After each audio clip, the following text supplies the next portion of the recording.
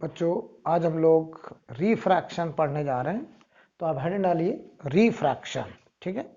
तो रिफ्रैक्शन में जाने से पहले हम तीन मीडियम के स्टैंडर्ड रिफ्रैक्टिव इंडेक्स आपको बताने जा रहे हैं, जो आपको याद रखने हैं।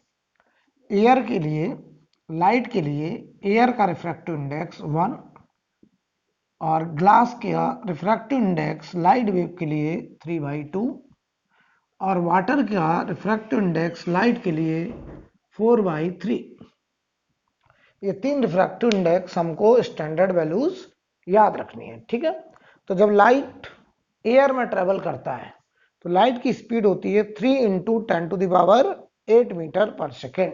ठीक है, समझते हैं जरा। तो स्पीड ऑफ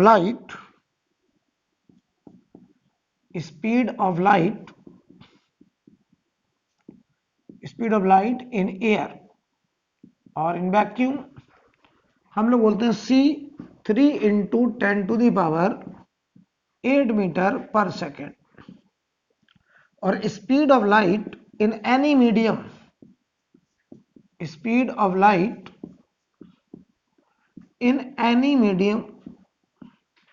किसी मीडियम में लाइट की जो स्पीड होती है वो होता है v = c/n, c/n। और n क्या है? Refractive index of that medium,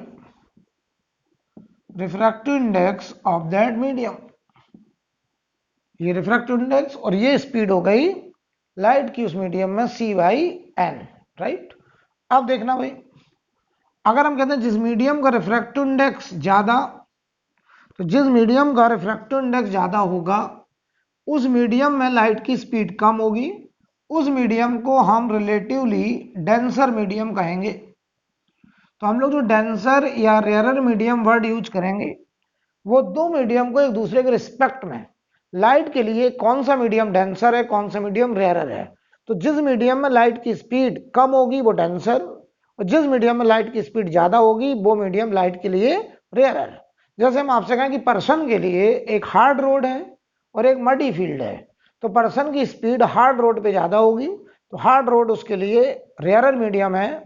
muddy field में उसकी स्पीड कम होगी, तो मडी फील्ड डेंसर मीडियम है। राइट। कुल मिलाकर के डेंसर या रेयरर का मतलब होता है कि जिस मीडियम में लाइट की स्पीड ज्यादा होगी वो मीडियम रेयरर, और जिस मीडियम में लाइट की स्पीड कम वो मीडियम डेंसर। अब देखो बेटा, एन अगर ज्यादा तो स्पीड कम, मीडियम कैसा? डेंसर। अगर एन बताइए जितना कम होगा स्पीड उतनी ज्यादा होगी, और मीडियम को हम लोग बोलेंगे रेयरर मीडियम।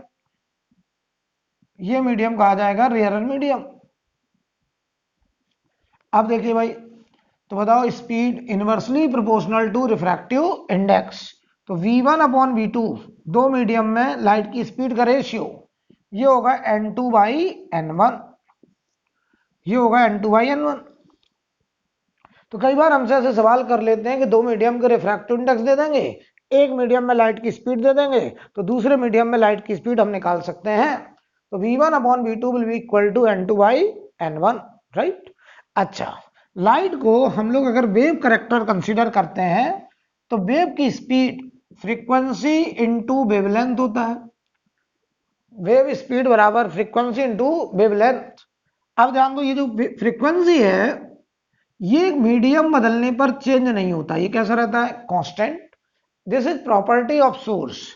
जो फ्रीक्वेंसी है वो सोर्स की प्रॉपर्टी है, प्रॉपर्टी ऑफ सोर्स। ये प्रॉपर्टी है किसकी? सोर्स की। जैसे मैं तुमसे कहूं मैं साउंड वेव जनरेट कर रहा हूं, तो मैं अगर 1 सेकंड में 10 कंप्लीट पल्स जनरेट कर रहा हूं तो मेरी फ्रीक्वेंसी 10 है। तो जो यहां से साउंड वेव प्रोग्रेस करेगा उसकी फ्रीक्वेंसी 10 होगी। तो जो वेव जनरेट हो रही है उसकी फ्रीक्वेंसी अगर 10 है, तो मीडियम चाहे वो साउंड वेव वाटर में जाए चाहे एयर में जाए उसकी फ्रीक्वेंसी तो 10 हर्ट्ज ही होगी। वो फ्रीक्वेंसी तब तक नहीं बदलेगी जब तक कि आप मेरी जगह दूसरा सोर्स ना ले आए। राइट। सिमिलरली, यानी बताओ हम ऐसे बोले हैं कि जो फ्रीक्वेंसी है वो कौन डिसाइड करेगा? सोर्स डिसाइड करेगा। अगर सोर्स लाइट का, ये बल्ब अगर लाइट का सोर्स है तो इससे निकलने वाली लाइट की फ्रीक्वेंसी अगर 100 हर्ट्ज है तो हम बोलेंगे कि बताओ यहाँ पे जो वेव होगी, लाइट वेव होगी, उसकी फ्रीक्वेंसी भी 100 हर्ट्ज होगी, चाहे वो लाइट एयर में जाए, चाहे वाटर में जाए, चाहे ग्लास में जाए, राइट। तो frequency is the property of source independent of medium, independent of medium, independent of medium. इसका मतलब हम कह सकते हैं V प्रोपोर्शनल टू लैम्डा, हम कह सकते हैं V प्रोपोर्शनल टू लैम्डा। तो बताओ यही relation V1 upon V2 N2 by N1 और V प्रोपोर्शनल टू लैम्डा है तो ये बनेगा lambda 1 upon lambda 2। V proportional to lambda है तो V1 upon V2 will be equal to lambda 1 upon lambda 2 होगा। इसका मतलब समझे, जैसे ही लाइट मान लीजिए एयर से ग्लास में जाता है, मीडियम डेंसर, तो स्पीड अचानक से कम होती है। तो मैं तुमसे कहूं कि जैसे लाइट वेव एयर से अगर ग्लास में एंटर करता है तो उसकी स्पीड घटने की क्या वजह है, तो आप कहोगे स्पीड के घटने की वजह है वेवलेंथ का घटना, लैम्डा का घटना, क्योंकि फ्रीक्वेंसी हमेशा क्या रहनी है, कांस्टेंट, फ्रीक्वेंसी नहीं बदलेगी। यानी वास्तव में जब लाइट वेव किसी मीडियम से दूसरे मीडियम में ट्रांसमिट करता है, प्रोग्रेस करता है, तो हम कहते हैं कि वहां पर फ्रीक्वेंसी नहीं बदलती है, वेवलेंथ बदलने की वजह से स्पीड बदलती है। तो मतलब समझे कुछ ऐसी बात है, ये मान लीजिए ग्लास है और ये मान लीजिए कोई वेव, ये वेव, तो बताओ ये वेवलेंथ, दो कॉन्जिक्यूटिव क्रेस्ट के बीच का गैप लैम्डा, ये लैम्डा एयर में और ये लैम्डा देखिए ग्लास में।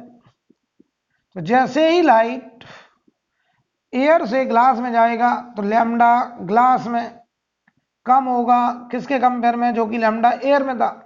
अगर लैम्डा ग्लास में कम है, एयर में ज्यादा है, तो लाइट की स्पीड ग्लास में कम होगी, लाइट की स्पीड एयर में ज्यादा होगी।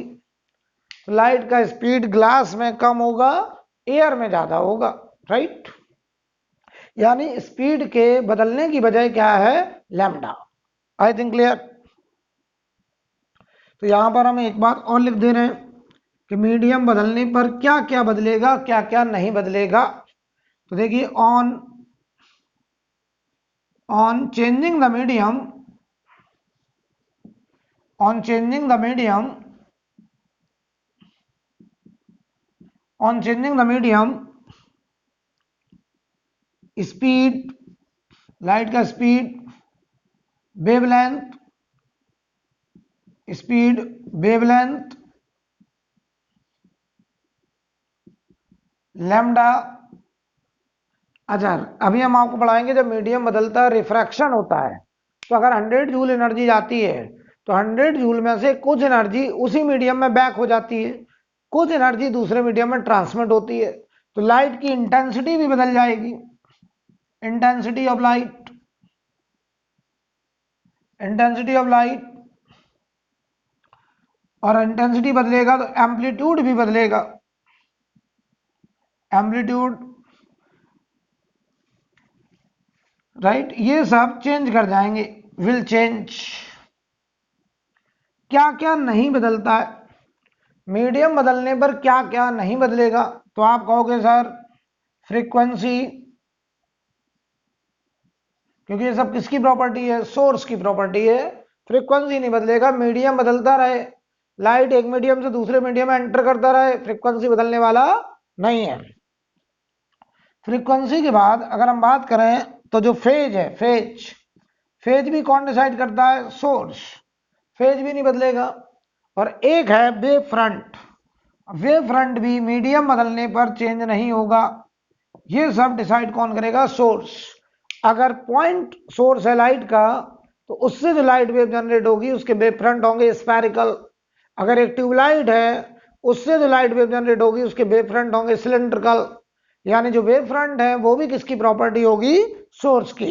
तो frequency, phase and wave front remain same, remain same, ये बताओ सेम रहेगा। पहले इतना नोट करिए फिर मैं आगे बढ़ता हूं।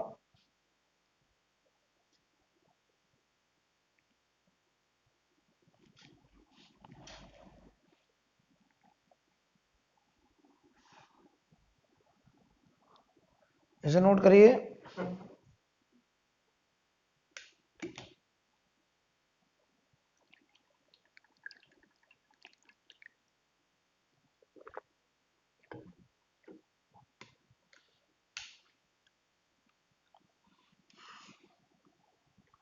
अब देखिए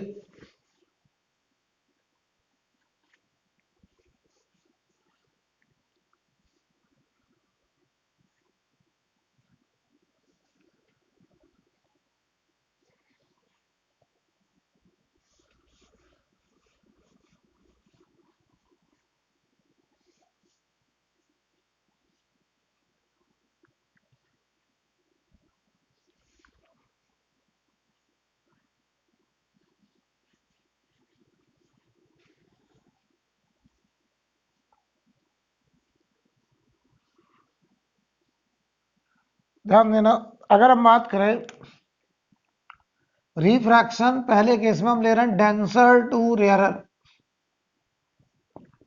डेंसर टू रेयरर अगर हम रिफ्रैक्शन समझें, ध्यान दीजिए, मान लो हम तुमसे कहें ये एक ट्रांसपेरेंट बाउंड्री है जो दो मीडियम को सेपरेट कर रहा है। ये मान लो एक्स एक्सिस, ये जेड एक्सिस, ये एक ट्रांसपेरेंट बाउंड्री है। हमने यहाँ पॉलिश नहीं करा, अगर पॉलिश कर देंगे तो मिरर बन जाएगा। ये 100% रिफ्लेक्शन कराता था, ट्रांसपेरेंट बाउंड्री है। और मीडियम डेंसर टू रेयरर, मान लो यहाँ का मीडियम N1, यहाँ का मीडियम N2, ये डेंसर है ये रेयरर है, तो N1 ग्रेटर देन N2 का केस है। हमने लिया डेंसर टू रेयरर, तो मान लो N1 ग्रेटर देन N2 है। ध्यान देना, यहां से हमारा लाइट आया इंसिडेंट रे, ये हमारा इंसिडेंट रे है। अच्छा, अगर मीडियम होमोजीनियस है, यहाँ पूरे में N1 मीडियम है, तो लाइट रे का पाथ स्ट्रेट लाइन होता है। होमोजीनियस मीडियम में लाइट रे फॉलो पाथ स्ट्रेट लाइन। अब ध्यान दीजिए, यहां पे हम नॉर्मल ड्रॉ करेंगे, तो ये हमारा normal of the boundary X Z plane का नॉर्मल होगा वाई एक्सिस, ये एंगल होगा एंगल ऑफ इंसिडेंस।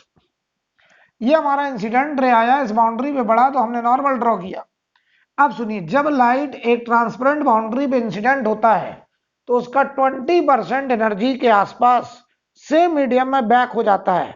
जिस मीडियम से लाइट आती है उसी मीडियम में 20% के आसपास बैक हो जाती है, मतलब 20% के आसपास एनर्जी का रिफ्लेक्शन होता है। तो रिफ्लेक्शन का क्या लॉ था, जितना होगा एंगल ऑफ इंसिडेंस उतना एंगल ऑफ रिफ्लेक्शन। तो ये रिफ्लेक्टेड रे ऐसे चली जाएगी और ये हमारा एंगल ऑफ रिफ्लेक्शन आई होगा, और ये हमारा रिफ्लेक्शन हो गया, ये हमारी रिफ्लेक्टेड रे हो गई। और ये लगभग 20% के आसपास रिफ्लेक्शन। अब देखना बेटा, अब देखना बेटा इधर, ये लाइट रे जाना चाह रहा था ऐसे स्ट्रेट, ऐसे जाना चाह रहा था, लेकिन बताओ जैसे ही मीडियम बदला, अब ये लाइट रे अपने ओरिजिनल पाथ से या तो नॉर्मल से दूर हटे या नॉर्मल के पास आए। ये डिसाइड करेगा स्नेल्स लॉ।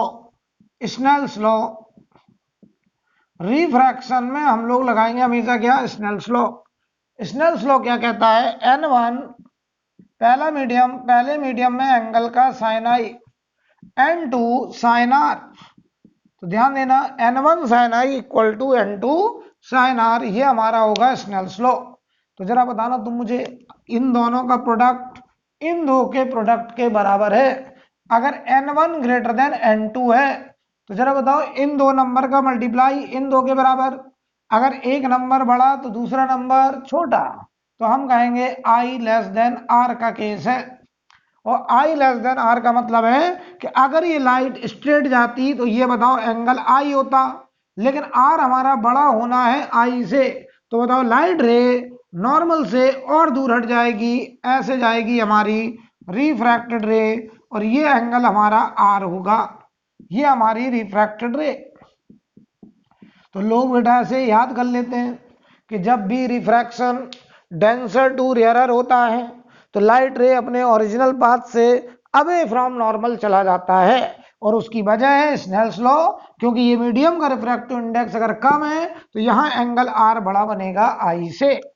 ये हमारी रिफ्रैक्टेड रे, और ये इंटेंसिटी अप्रॉक्स 80% के आसपास, 20% के आसपास रिफ्लेक्शन होता है, 80% के आसपास रिफ्रैक्शन होता है। क्लियर? आप समझो बेटा, दोनों इवेंट होते हैं, रिफ्लेक्शन भी होता है और रिफ्रैक्शन भी होता है। अगर हम आपसे कहें कि ये लाइट रे अपने ओरिजिनल पाथ से कितना घूम गई। तो देखो जाना चाहिए था इस लाइन पे डॉट डॉट डॉट, गया इधर, तो ये हमारा आया डेल्टा। और ये डेल्टा होगा बेटा देखो कितना, आर माइनस आई, ये एंगल आई होगा, आर माइनस आई, और ये किस सेंस में है, एंटी क्लॉकवाइज। ये आएगा हमारा anti clockwise angle, R minus I. Clear. अगर हम कहें इसका डेविएशन बताओ, तो देखो जाना चाहिए था ऐसे डॉट डॉट डॉट, ये यहां से इतना घुमा है, इसका डेल्टा बताओ कितना है। ये पूरी लाइन 180 की, उसमें से 2i कम कर दो, तो 180 डिग्री माइनस 2i, और ये आया anti clockwise. I think clear. अब देखिए, अगर यही अगर यही रिफ्रैक्शन रेयरर टू डेंसर होता, रेयरर टू डेंसर होता, ध्यान दीजिए, अब की बार जो दूसरा मीडियम है वो हम डेंसर लेने जा रहे हैं, पहला मीडियम हम रेयरर लेने जा रहे हैं, ये एक्स जेड प्लेन है, यहाँ का मीडियम n1, यहाँ का मीडियम n2, और रेयरर टू डेंसर है तो n2 is greater than n1 का केस है। सुनिएगा ध्यान से, लाइट रे n1 मीडियम से आया ऐसे, ये इंसिडेंट रे, हमने यहाँ पे ड्रॉ किया normal of the mirror, normal of the boundary, sorry normal of the boundary, ये ट्रांसपेरेंट बाउंड्री, ये एंगल अगर आई है, ये इंसिडेंट रे है, तो अभी भी 20% के आसपास रिफ्लेक्शन हो जाएगा, ये 20% के आसपास रिफ्लेक्शन, आने वाली एनर्जी का 20% के आसपास रिफ्लेक्शन, और 80% के आसपास होगा रिफ्रैक्शन। अब सवाल ये आ रहा है कि लाइट रे नॉर्मल से दूर हटेगा कि नॉर्मल के पास जाएगा, तो आप कहेंगे सर हम लगाएंगे स्नेल्स लॉ। स्नेल्स लॉ कहता है n1 sin i is equal to n2 sin r, n1 sin i equal to n2 sin r। अब बताओ बेटा n2 ग्रेटर देन n1 है, क्योंकि मीडियम रेयरर टू डेंसर है, अगर ये बड़ा तो यहाँ पे जो एंगल बनेगा r वो छोटा बनेगा, और r अगर i से छोटा होना है तो ये लाइट रे ओरिजिनल पाथ से टुवर्ड्स नॉर्मल आ जाएगा, और ये एंगल हो जाएगा r, और ये एनर्जी लगभग 80% के आसपास। तो लोग ऐसे दिमाग में रख लेते हैं कि जब भी लाइट का रिफ्रैक्शन डेंसर टू रेयरर होता है तो लाइट रे अपने ओरिजिनल पाथ से अवे फ्रॉम नॉर्मल चला जाता है, जब भी लाइट का रिफ्रैक्शन रेयरर टू डेंसर होता है तो लाइट रे अपने ओरिजिनल पाथ से टुवर्ड्स नॉर्मल बेंड कर जाता है, और उसकी वजह है Snell's law, n1 sin i equal to n2 sin r। जिस मीडियम में रिफ्रैक्टिव इंडेक्स ज्यादा, उस मीडियम में नॉर्मल से एंगल कम बनेगा, राइट। अब सुनो, अगर हम कहें ये वाली लाइट रे का डेविएशन बताओ, तो देखो ये जा रहा था ऐसे, अचानक इधर आ गया, ये घुमा है डेल्टा, और ये डेल्टा की वैल्यू कितनी होगी, तो बताओ ये पूरा एंगल आई होता, और आई में से आर घटा दो तो आई माइनस आर क्लॉकवाइज। ठीक, अब देखो इसका डेल्टा देखो, तो ये जा रहा था ऐसे डॉट डॉट डॉट 180 में से 2i घटा दो, ये एंगल आएगा डेल्टा, और ये होगा 180 डिग्री माइनस 2i, और ये आएगा एंटी क्लॉकवाइज। नोट कर लीजिए, नोट करो बेटा।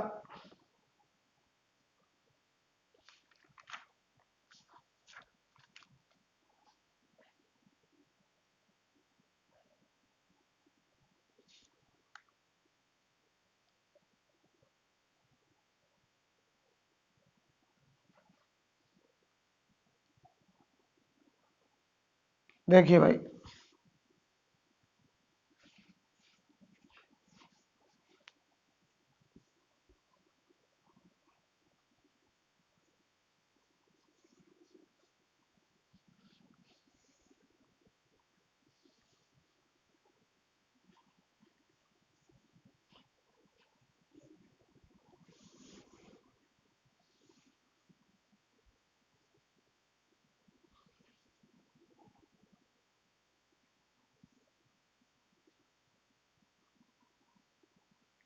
हेड डालेंगे मल्टीपल रिफ्रैक्शन,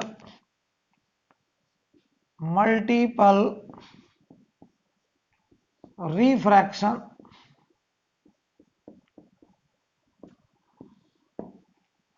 ध्यान दें, हम मल्टीपल रिफ्रैक्शन पढ़ने जा रहे हैं।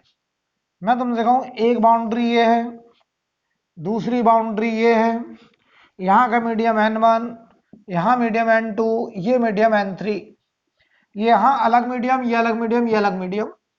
कोई भी ऑर्डर ले लीजिए। आपने कहा कि मान लो n1 सबसे बड़ा, n2 उससे छोटा, n3 और भी छोटा। ये ऑर्डर कुछ भी हो सकता है। n1 को सबसे छोटा मान सकते हो, n2 को उससे बड़ा मान सकते हो, n3 को उससे बड़ा मान सकते हो, या n1 बड़ा, ये छोटा, इससे ये बड़ा, कुछ भी ऑर्डर हो सकता है, फर्क नहीं पड़ता। मान लो हमने ये एज्यूम कर लिया कि ये ऑर्डर होगा, हमने मान लिया। तो बताओ जरा तुम मुझे, ये जो बाउंड्री ली है हमने, बाउंड्री कैसी है? पैरेलल। बाउंड्री कैसी ली?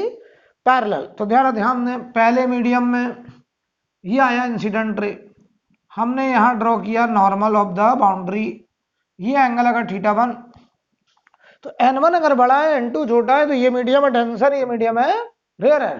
तो लाइट रे बताओ denser to rarer towards normal की अब ए नॉर्मल, तो आप कहेंगे अब ए नॉर्मल। तो देखो जाना चाह रहा था ऐसे, ये बताओ गया अब ए नॉर्मल ऐसे, ऐसे, ये एंगल आएगा θ2। क्लियर? तो बताओ क्या मैं इस पॉइंट पर स्नेल्स लॉ लगा सकता हूं? क्या लिखूंगा? n1 sin θ1, n1 sin θ1 is equal to, यहां का medium n2 sin θ2, n1 sin θ1 is equal to n2 sin θ2, Snell's law. अब देखो यही लाइट रे आगे बढ़ी, यहां पहुंची, तो यहां हमने नॉर्मल ड्रॉ किया। अगर ये एंगल θ2, तो ये एंगल भी θ2 होगा, और ये मीडियम n2 बड़ा है, n3 छोटा है, तो ये डेंसर टू रेयरर, और डेंसर टू रेयरर, तो बताओ लाइट रे टुवर्ड्स नॉर्मल कि अब ए नॉर्मल, अब ए नॉर्मल ऐसे जाएगा, और ये एंगल होगा θ3। और इस पॉइंट पर हम फिर लगाएंगे स्नेल्स लॉ, स्नेल्स लॉ, और हम लिखेंगे यहां का मीडियम n2 sin θ2 बराबर यहां का मीडियम n3 sin θ3। तो जरा गौर से देखिए, यहां n2 sin θ2 n1 sin θ1 के बराबर है, और ये n2 sin θ2 n3 sin θ3 के बराबर है। तो मैं लिख सकता हूं n1 पहले मीडियम में एंगल का साइन, दूसरे मीडियम में एंगल का साइन, तीसरे मीडियम में एंगल का साइन, सब बराबर होगा। लेकिन ये ख्याल रहे, ऐसा लिखना तभी संभव है जब बाउंड्रीज पैरेलल हो। इफ बाउंड्रीज आर पैरेलल,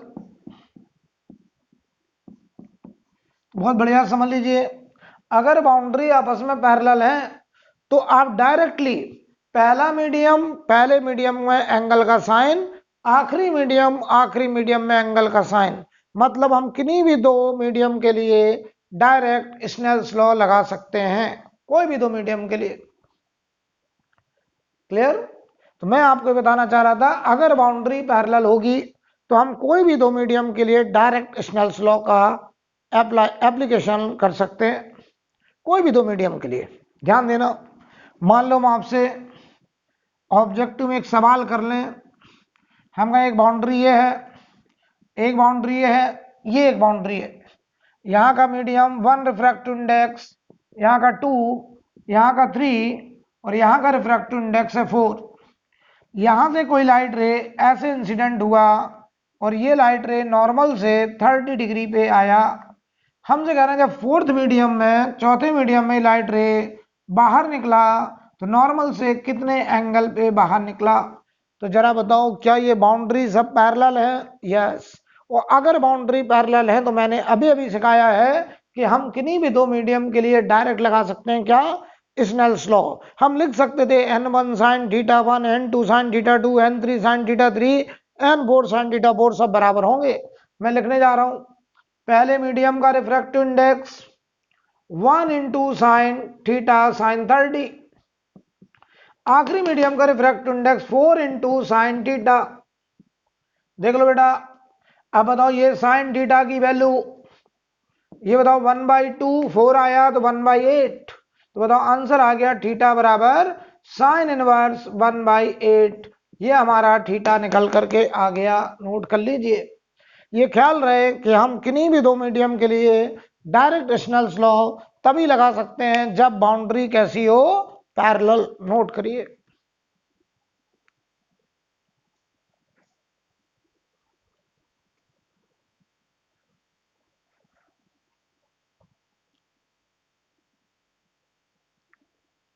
हो गया बेटा, आगे बढ़ा जाए। अब देखिए, अगर बाउंड्री पैरेलल नहीं होती तो फिर हम ऐसा नहीं लिख पाते। फिर कैसे एंगल निकालेंगे? तो अब हमको हर पॉइंट पर बार बार स्नेल्स लॉ लगाना पड़ेगा अगर बाउंड्री पैरेलल नहीं है। तो मैं एक करके दिखाता हूं।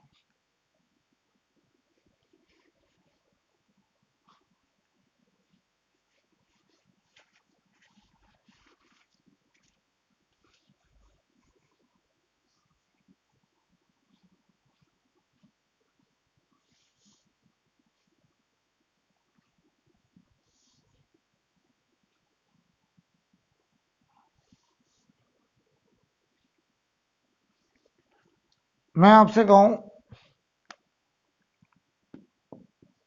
if boundaries are not parallel,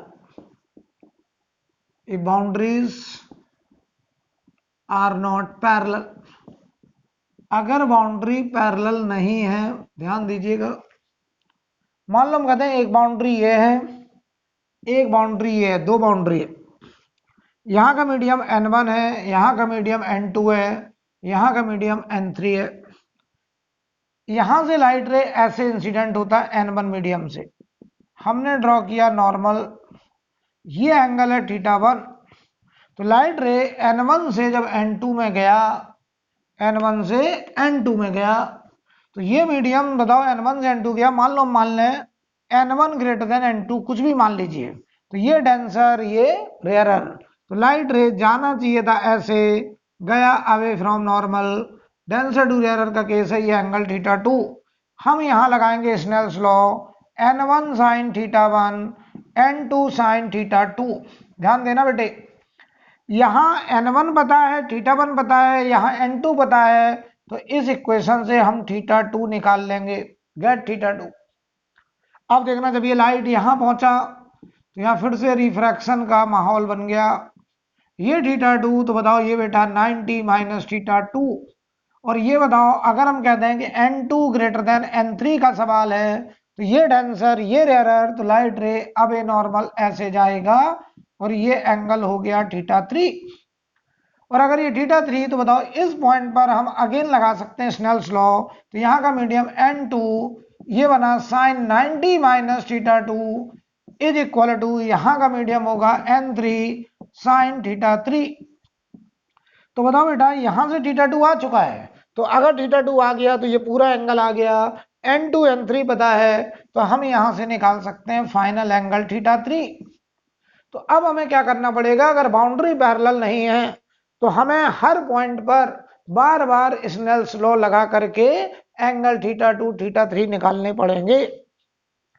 अब ऐसा लिखना, n1 पहला मीडियम, पहले मीडियम में एंगल का साइन θ1, आखिरी मीडियम n3, आखिरी मीडियम में एंगल का साइन θ3। अब ये लिखना बराबर नहीं होगा, नॉट इक्वल टू। अब ये नहीं हो सकता बराबर, क्योंकि बाउंड्री पैरेलल नहीं है। नोट कर लीजिए।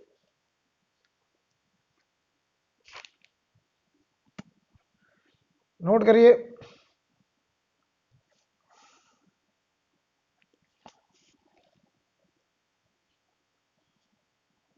हटा दें, एक सवाल करते हैं।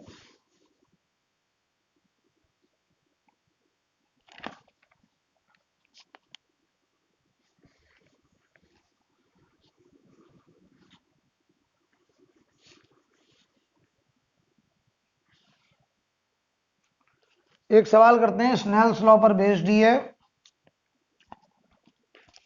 सवाल ये है, ये कंटेनर है या बीकर समझ लीजिए।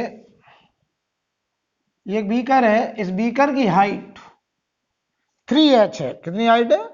3h। मान लो हम कहते हैं ये हाइट 3h, ये हाइट 3h है, ऐसे समझिए। यहां पर एक स्मॉल होल किया गया, जिसे हम बोल रहे हैं पिन होल, और यहां पर एक ऑब्जर्वर है, ऐसे अपना आईपीस लगा के बैठा है। ये एक पिन होल है, ये जो है पिन होल, बहुत ही छोटा सा एक होल किया गया, जिससे आप समझो कि एक सिंगल रे इस होल से बाहर आ सकती है। ठीक है, सवाल समझो क्या यहां पर। अच्छा, ये हाइट है पूरी 3h, जहां पे हमने ये पिन होल किया, ये 3h हाइट है। ठीक, बढ़िया समझिएगा। इस बीकर का जो डायमीटर है वो 2h, डायमीटर कितना? 2h। यहां पे हमने एक रॉड लगा रखा ऐसे इसके कॉर्नर पर, और इस रॉड की हाइट है h। इस रॉड की हाइट कितनी है? h। अभी बताओ, यहां पूरे में एयर है। क्या है पूरे में? एयर। अभी यहां पर एयर है, तो सवाल यह है कि जब ये ऑब्जर्वर यहां से देखता पिन होल से, तो इस रॉड का इसको टॉप पॉइंट नजर आ रहा है। कौन सा पॉइंट? Top point. मतलब इस टॉप पॉइंट से जाने वाली रे इस पिन होल से होते हुए इस ऑब्जर्वर के आंख में पहुंची। तो अभी देखो, यहां एयर है पूरे में, अभी पूरे में एयर है, तो इस रॉड के टॉप पॉइंट से जाने वाली रे पिन होल से होते हुए ऑब्जर्वर के आंख में पहुंच गई। तो इसने बताओ इस रे से इस रॉड का टॉप पॉइंट देखा। क्या देखा? Top point. अब सवाल कर रहे हैं कि इसमें हमने 2h हाइट तक एक लिक्विड भरा, और उस लिक्विड को भरने के बाद इस ऑब्जर्वर को अब इस रॉड का बॉटम पॉइंट दिखाई देने लगा, तो उस लिक्विड का रिफ्रैक्टिव इंडेक्स क्या होगा? तो सवाल लिखिए, पहले लिखे एन ऑब्जर्वर, क्वेश्चन लिखिए, an observer can see through a pin hole, an observer can see through a pinhole the top end of a thin rod, the top end of a thin rod of height h placed as shown in figure, placed as shown in figure, placed as shown in figure, full stop वाले लिखिए। the beaker height is 3h, the beaker height is 3h and its radius h, and its radius h, radius h तो diameter कितना? 2h, and its radius h। आगे लिखें, when the beaker is filled, when the beaker is filled with a liquid, when the beaker is filled with a liquid up to a height 2h, up to a height 2h, he can see the lower end of the rod, he can see the lower end of the rod, right? He can see the lower end of the rod.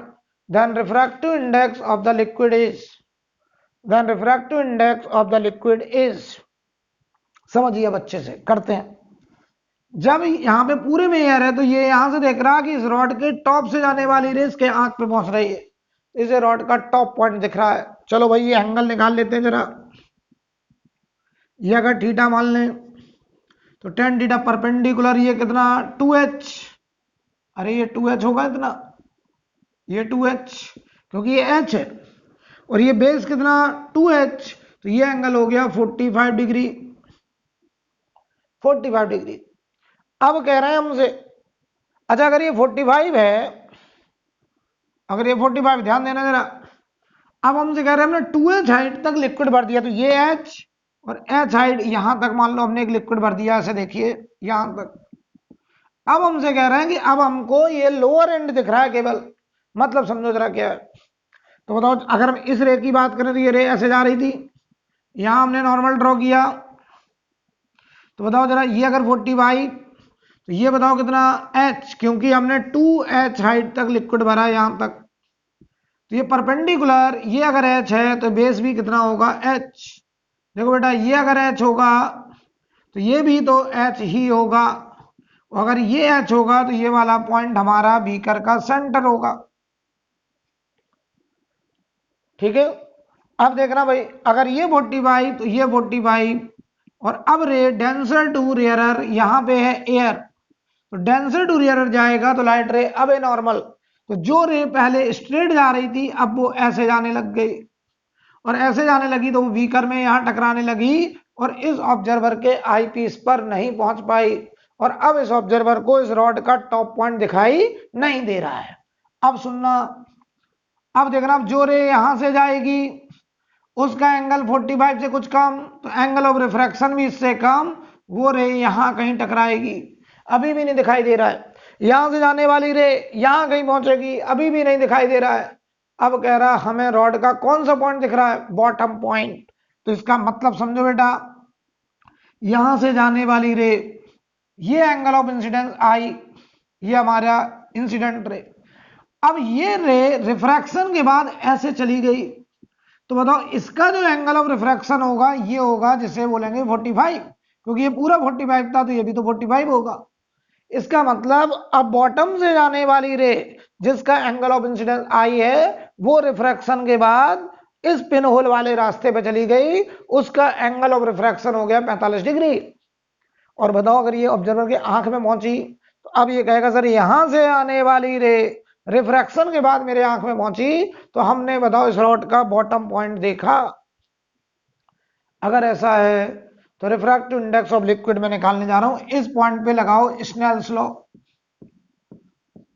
Snell's law बताओ, n1 n sin i, n2 1 sin r, तो ये देखो n sin i, sin i बताओ इस triangle में sin theta लगा दो, perpendicular upon hypotenuse, ये कितना है h, sin i की वैल्यू रख दे रहा हूं h अपॉन हाइपोटेनस, ये बताओ h, ये पूरा 2h, तो ये आएगा रूट के अंदर h स्क्वायर प्लस 2h का स्क्वायर, 1 इंटू साइन r, और r है हमारा 45। बढ़िया समझिए, जो बॉटम से रे जा रही है अब वो रिफ्रैक्शन के बाद आंख में पहुंच रही है, क्योंकि सवाल में कहा गया कि वो ऑब्जर्वर अब बॉटम पॉइंट को देख रहा है। तो बताओ इस रे का angle of refraction 45 degree, 45 degree, तो बताओ n, ये हो गया h अपॉन रूट 5h, और ये हो गया 1/√2, h से h हो गया कैंसिल, n की वैल्यू रूट के अंदर 5/2, ये हमारा रिफ्रैक्टिव इंडेक्स। आंसर नोट कर लीजिए।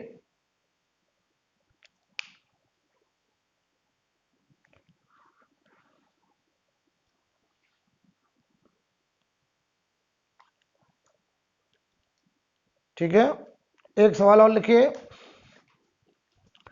इसे नोट कर लो बच्चों पहले।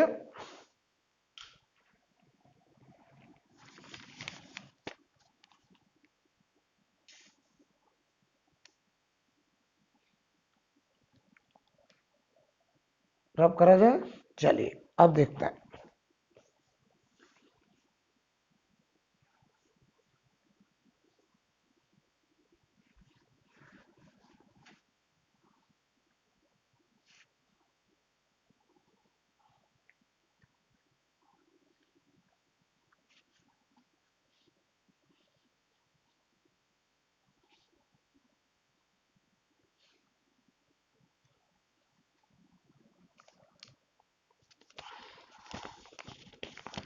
अगला सवाल लिखिए, लिखें अलाइड रे start from the origin and moves in the medium whose refractive index is given by n equal to 2 plus x square upon 1 plus x square। ठीक है, आगे लिखें, if the light ray moves along x-axis, if the light ray moves along x-axis, then पहला option its frequency changes, दूसरा option its wavelength increases, तीसरा option its wavelength decreases, आखिरी option speed of ray decreases। सवाल पढ़ लो, ये light origin से enter कर रहा है और एक्स के अलोंग जा रहा है। अगर एक्स के अलोंग जाएगा तो एक्स कोऑर्डिनेट बढ़ेगा, तो हम ये पता करें कि एक्स के बढ़ने पर एन घटेगा कि बढ़ेगा। यानी जैसे जैसे लाइट एक्स के अलोंग आगे जाएगा मीडियम डेंसर होगा या रेयरर, उससे डिसाइड होंगे ऑप्शन।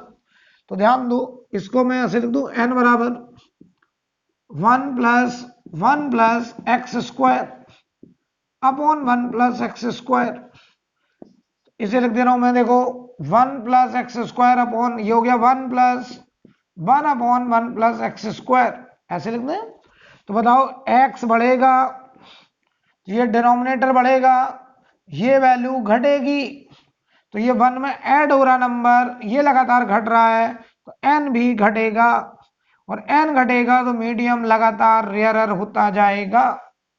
तो x के बढ़ने पर n घट रहा है, यानी जैसे जैसे लाइट x के अलोंग आगे जाएगा मीडियम लगातार रेयरर, और मीडियम अगर लगातार रेयरर तो बताओ स्पीड लगातार बढ़ती जाएगी, लैम्डा लगातार घटता जाएगा, लेकिन फ्रीक्वेंसी हमेशा क्या रहेगी, कांस्टेंट। स्पीड बढ़ती जाएगी, लैम्डा घटता जाएगा, फ्रीक्वेंसी क्या रहेगी, कांस्टेंट।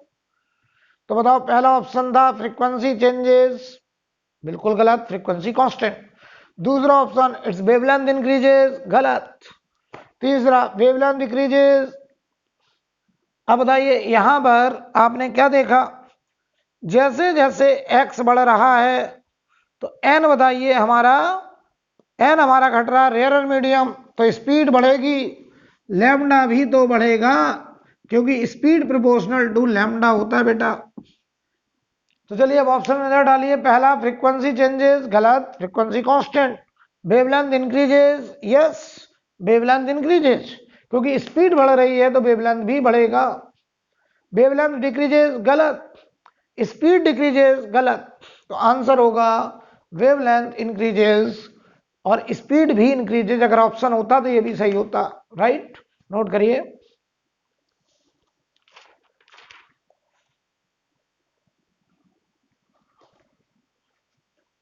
अब हम लोग अगली क्लास में कॉन्सेप्ट ऑफ अपरेंट पोजीशन पढ़ने जाएंगे, राइट। तो आज बेटा यहीं रोक रहे हैं, अगली क्लास में इसके आगे बात करते हैं।